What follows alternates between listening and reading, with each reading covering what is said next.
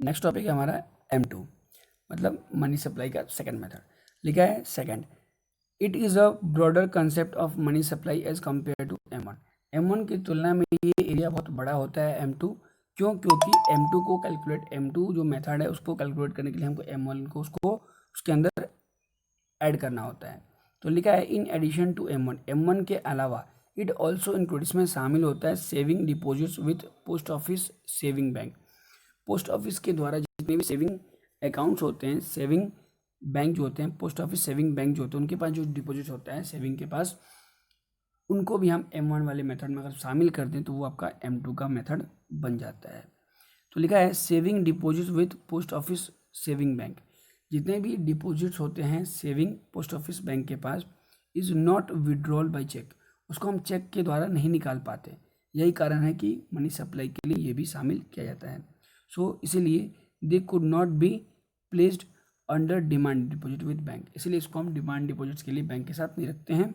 As result इसका नतीजा ये है कि the concept of M2 was involve, इस यही कारण है कि M2 जो मेथड है, M2 जो कंसेप्ट है वो लाया गया। क्यों? क्योंकि M2 में कुछ नया नहीं है, सिंपली M1 ही है, प्लस जो भी सेविंग डिपॉजिट्स है पोस्ट ऑफिस सेविंग बैंक के पास उन्हें हम इंक्लूड कर लेते हैं। ये बहुत इजी है। तो आप देख पा रहे होंगे M2, M3 या M4 वाले फॉर्मूला को समझने के लिए आपको सबसे पहले ये जानना बहुत ज़रूरी है, क्लियर करना समझना ज़रूरी है कि M1 मेथड क्या है। नेक्स्ट है M3, this concept is broader as compared to M1, ये भी M1 की तुलना में बड़ा कंसेप्ट है, क्योंकि इन एडिशन टू M1 के साथ साथ इसमें शामिल होता है it also involve net time deposits, इसमें टाइम डिपॉजिट्स भी शामिल होता है, जिसको हम वो कह सकते हैं कि M3 equal to M1 plus net time deposit with bank, bank के साथ नेट टाइम डिपॉजिट जो होता है उसको हम शामिल कर लेते हैं। नेक्स्ट है यहाँ पे नेट टाइम डिपॉजिट, बेसिकली होता यही है कि एफडी वाला जो करते हैं, जो कि बिल्कुल पर्टिकुलर टाइम पे फिक्स होता है, टाइम बाउंडेशन होता है, उसे हम बोलते हैं टाइम डिपॉजिट्स, जिसे हम एफडी के नाम से जानते हैं। नेक्स्ट है M4 क्या है? दिस मेजर इंक्लूड्स, इस तरीके में इस फॉर्मूला में शामिल है total deposits with post office saving bank in addition to M3। ये जो M4 मेथड है इसमें कुछ नया नहीं है, इसमें बस यही है कि M3 जो मेथड है जिसमें हमने M1 plus net time deposits with bank जो है उसमें हमने शामिल कर दिया टोटल डिपॉजिट्स, जितना भी डिपॉजिट्स है पोस्ट ऑफिस सेविंग बैंक के पास, जिसमें हमने एक्सक्लूड कर दिया NSC मतलब नेशनल सेविंग सर्टिफिकेट को हटाने के बाद का हिस्सा। तो कुछ चीज़ें इंपॉर्टेंट फैक्ट्स हैं जो कि आपको याद करनी चाहिए।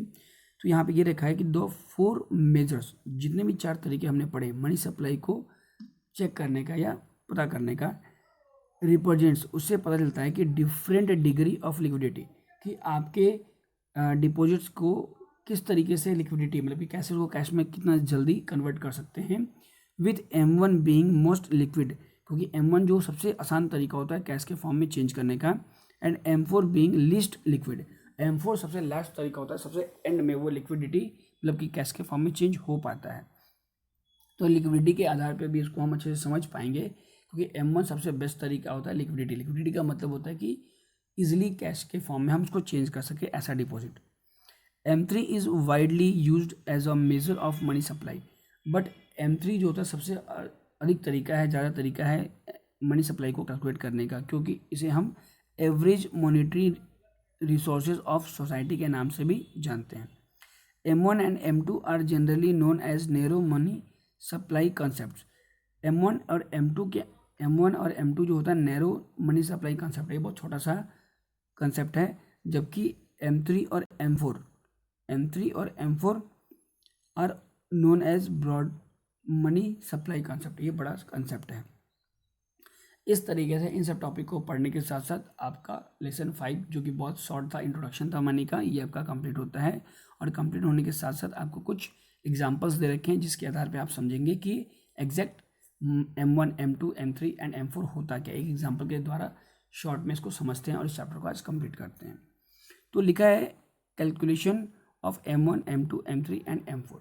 लिखा है करेंसी विथ पब्लिक, कि ये M1 के अंदर M2, M3 से कंपोनेंट्स क्या क्या है इनको हम समझेंगे। यहाँ पे लिखा है करेंसी विथ पब्लिक, पब्लिक के साथ जो करेंसी है वो यहाँ 84,000 है, demand deposit with bank, bank के पास कितना डिमांड डिपॉजिट है 68,000 है। अदर डिपॉजिट जो है आरबीआई के पास 3,612 है। टोटल डिपॉजिट्स है पोस्ट ऑफिस के पास, जो कि हम सेविंग की बात कर रहे थे, 22,500। टाइम डिपॉजिट जो है बैंक के पास 2,05,555। Post office saving bank deposit जो है 5,528। इन सब के साथ फॉर्मूले के आधार पे इनको ऐड ऑन करना है। तो M1 निकालने के लिए सबसे पहले आपको क्या क्या चाहिए, currency with public plus demand deposit plus other deposit with bank, that is 1 2 3। इन तीनों को ऐड करेंगे, ये आपका बन जाएगा 1,55,612 आपका M1 बन जाएगा। फिर M2 के लिए आपको पता है कि M1 में ही हम saving deposits with post office saving bank को हम ऐड कर देंगे सिर्फ M1 में। तो आप ये भी कर सकते हैं कि बिना, अगर आप चाहें तो इन तीनों के साथ अगर हम ये ऐड कर दें तो भी हम M2 को निकाल सकते हैं, क्योंकि फर्दर इन तीनों को यूज़ करके तो M1 निकला है। तो हम या तो M1 लिखें या फिर इन तीनों को लिख दें, बात सेम है। तो इस तरह को ऐड करेंगे इसको, तो आपका ये इतना बन जाएगा 1,61,140। हम बात करते हैं M3 मेथड की, तो इसमें भी सेम वही है, M1 का पूरा formula plus net time deposit with bank को हम ऐड कर देंगे, तो ये बन जाएगा 3,56,167। और फाइनली लास्ट M4 मेथड जो है मनी सप्लाई कैलकुलेट करने का, M3 plus total deposit with post office. Post office में जितना भी डिपॉजिट है उसी अगर हम शामिल कर दें तो हमारा M4 मेथड बन जाएगा। इट विल बिकम M4 में आपका M3 आपका इतना निकला, और जिसमें हम 22,500 ऐड किए तो 3,78,667 निकाल के हमने M4 मेथड से मनी सप्लाई को कैलकुलेट कर लिया। कि टोटल डिपॉजिट विद उन सबको